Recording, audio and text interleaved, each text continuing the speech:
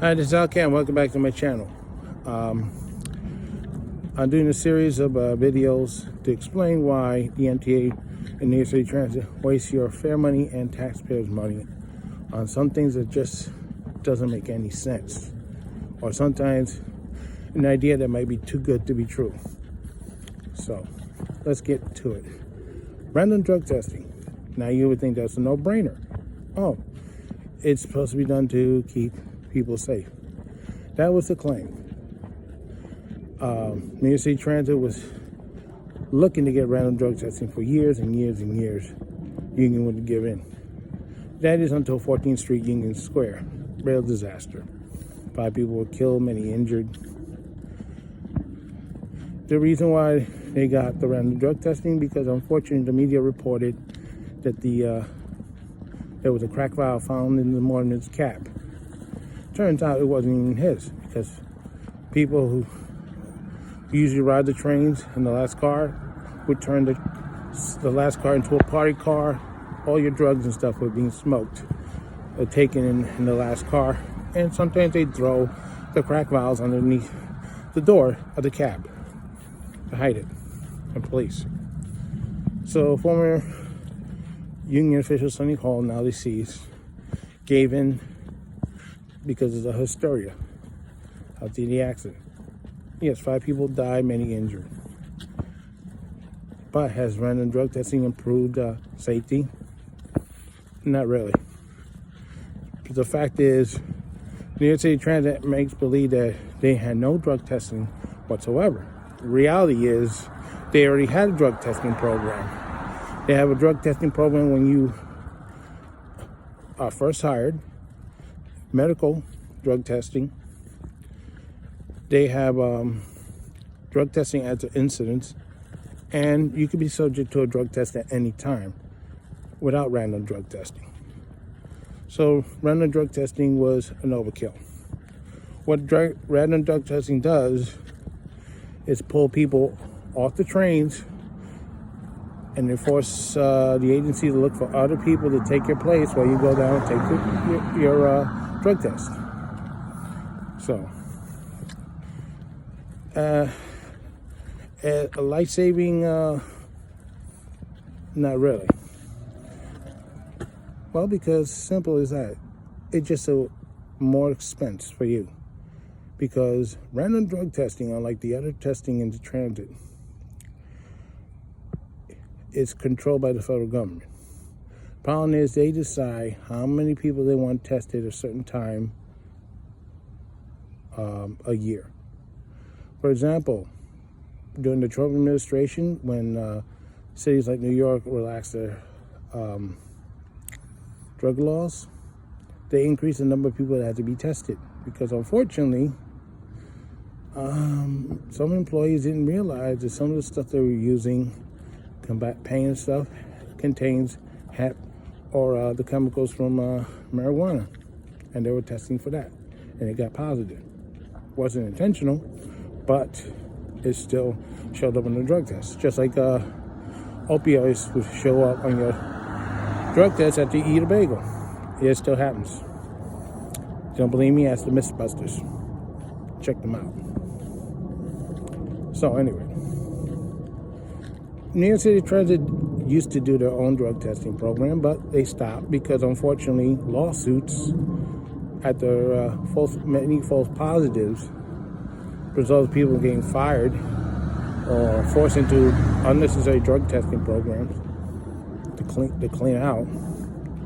And in one incident, a union official was fired because his drug test came back positive for cocaine. But guess what?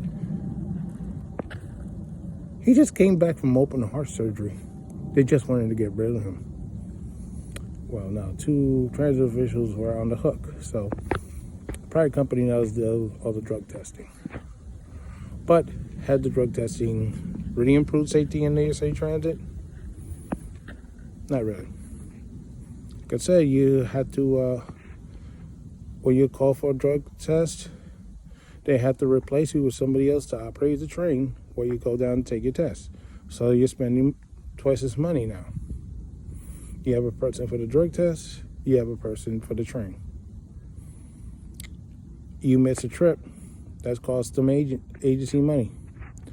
Now, the only way they're going to recuperate that money if you failed your drug test. But of course, if you don't fail your drug test, and a lot of people these days aren't, then it's costing your agency a lot more money.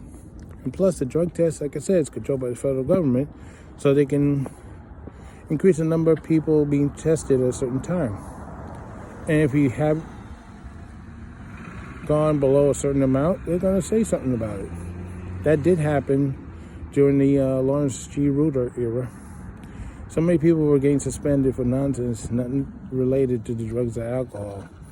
The Federal Transit Administration, which runs the drug test program, were not very happy with them. Of course, they couldn't do anything about it. Some of the discipline was absolutely ridiculous. So what happens? More people getting suspended, there's less people to test.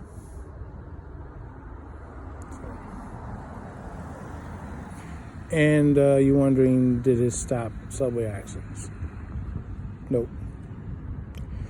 I guess a random drug testing was basically get covered for the Transit Authority and NTA to avoid doing what they should have been doing in the first place, was improving their safety. They didn't. They continue to operate older equipment, older signal systems. They may have put some timers here and there and some speedometers with the random drug testing, but they weren't even following the National Transportation Safety Board safety guidelines. And we still had accidents.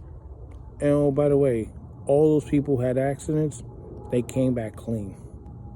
So obviously, it's not drugs or alcohol that's causing the problems. It's other things. You have people who have sleeping problems. You have people that are being overworked.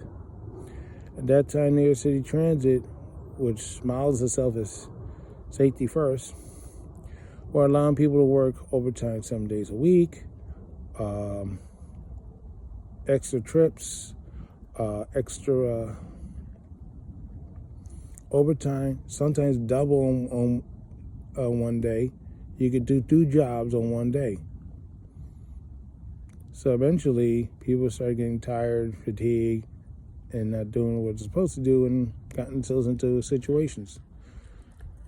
Of course, you got people who are having health issues, shouldn't be driving, but they are. And for short, the reason why 14th Street happened was simple. You had a weak subway car design. You had a signal system that hasn't been upgraded for decades. So the New York cars is overrunning the system. You have a supervisor who didn't do his job because he should have sent the guy home.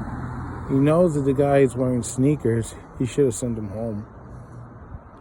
He would have been justified to do that. But I guess he was more concerned about putting a body on the train and moving. So, had the system worked as designed, there wouldn't have been no 14th Street accident. So, you still had accidents. You had collisions, like the RNG train had a collision Steinway Street, signal malfunction. They blamed the motorman for that one. They had another incident where the motorman keep out a signal, 400 Parkway in Brooklyn. You can't see around the bend. And lo and behold, there was another train there. Waxed into that one. You had another one around the L line. Between Grand and Graham. Again, keep eyeing, and boom, into another train. All these people tested a negative for drugs. Alcohol. So the thing is, the only way they would have avoided the accident, they had to been called for a random drug test. They were not. So, I mean, it's an extra layer of protection, but the reality is, it's costing you money, but not fixing the problem. And of course, the problem is today is now you got it, but now it's costing you more money because basically you have to have extra staff so you can do the testing. Because if you go below the levels, FTA will be ringing your bell saying, hey, what's happening here? So it's costing you more money. And plus, they can increase the number of people need to be tested in a year. And that's happening because lax drug laws. So now people could be smoking marijuana in your car, train car, and if you smell it, guess what? You ingested it. So yeah, you can test positive. Secondhand smoke, yeah. Which brings to the point. Random drug testing was a distraction. It didn't improve safety because what needed to be improved never got improved. The signals and the equipment. So that's why you ended up with June 5th, 1995. 2 trains on the Williamsburg Bridge collide. And the J train, which was made up of weaker R42s, smashed into a stronger R40 modified equipment, killing the motorman and injuring many people because the car telescoped. The J train jumped on top of the M train. They're trying to say it was the motorman's fault, but reality is we're not sure if he had a medical emergency or he fell asleep or what. But either way, his drug test came back negative. So they realized it's not drugs or alcohol that's causing all these problems.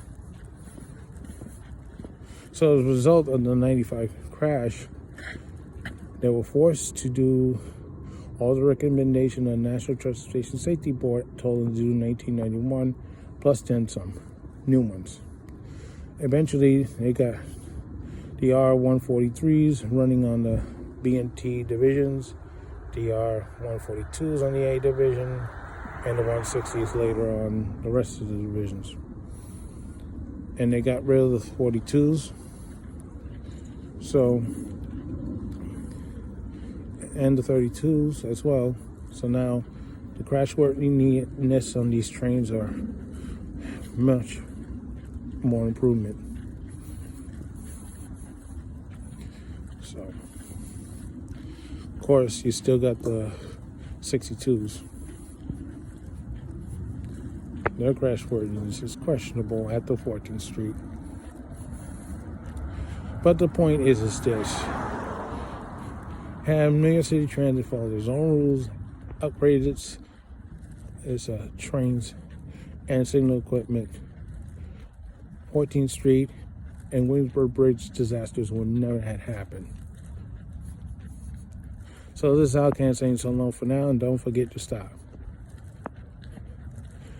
And I'll come up with another video about MTA transit waste. All right.